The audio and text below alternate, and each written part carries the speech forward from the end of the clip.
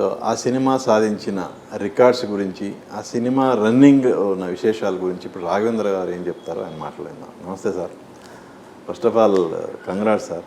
మీ 9వ తారీఖున అంటే మీ 50 ఏళ్ళు అయిన వారంలోనే మీ సూపర్ డూపర్ హిట్ సినిమా జగదేక వీరుడు అతిలోక సుందరి రిలీజ్ కాబోతుంది ఆఫ్టర్ లాంగ్ గ్యాప్ తర్వాత.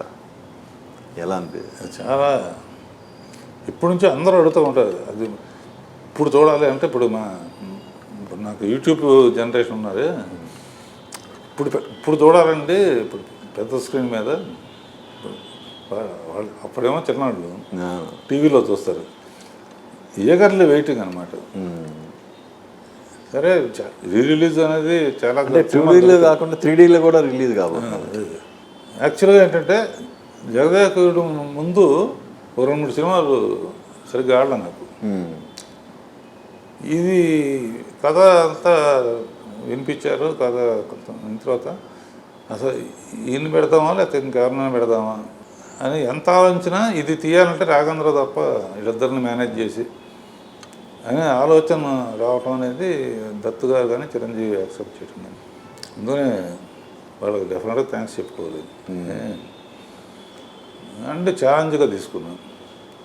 నాకు ఇప్పటి నుంచో కోరిక ఉండేది.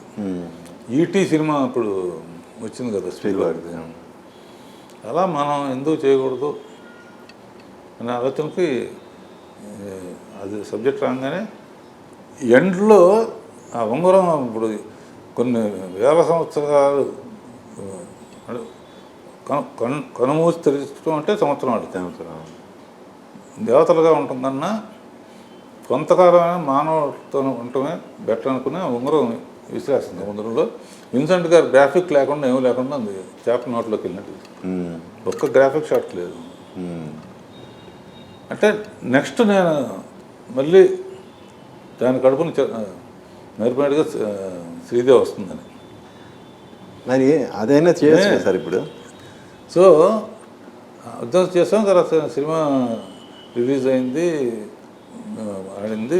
ఈ మధ్య రామ్ చరణ్ కూడా హీరో అయిన తర్వాత రామ్ చరణ్తోనూ శ్రీదేవి కూతురుతో చేయొచ్చు కదా అంటే నేను అన్నాను. రామ్ చరణ్తో చిరంజీవి కూడా కన్నా చేయొచ్చు, శ్రీదేవి కూతురు అయినా కూడా చేయొచ్చు. బట్ ఆ సినిమా ఫీలింగ్తో కనుక చూస్తే శ్రీదేవి లాగా మళ్ళీ అసలు ఊహించుకోలేము. అంటే అమ్మాయి చేయలేదని కాదు, వాళ్ళ మైండ్లో అట్లా ఫిక్స్ అయిపోయింది. దేవకన్య అంటే శ్రీదేవి ఎక్స్ప్రెషన్స్ కానీ సో 2-3 సార్లు దత్తు గారు కూడా అన్నారు చేద్దామని. అంత రిస్క్ చేయటం మంచిది కాదు. ఎందుకంటే కంపారిజన్ ప్రతిదీ పాటల కాడి నుంచి అయ్యే పెట్టాలి. జై చిరంజీవి అనే పాట ఉందనుకో ఇప్పటికీ గూస్ బంప్స్ లాగా వస్తుంది. దాంట్లో అక్కడికి వెళ్ళటానికి మామూలుగా అయితే హిమాలయాలకు వెళ్ళి అది తీసుకురా అంటే తెలిపోతుంది. హీరో వెళ్ళాడు తెచ్చదు. వీళ్ళు పాడుతూ ఉంటే ఆయన కష్టాలు ఇష్టాలు చూపించి మంచి వంటలు చూపించి ఆఖరికి తోటి అమ్మాయిని గెలవటానికి కనుక ఏది ఇంకో రకంగా తీసినా కూడా దాంతో పోలుస్తారు. అందుకనే కొన్ని ఎపిక్స్నే మరి అన్నమయ్య మళ్ళీ తీయచ్చుగా.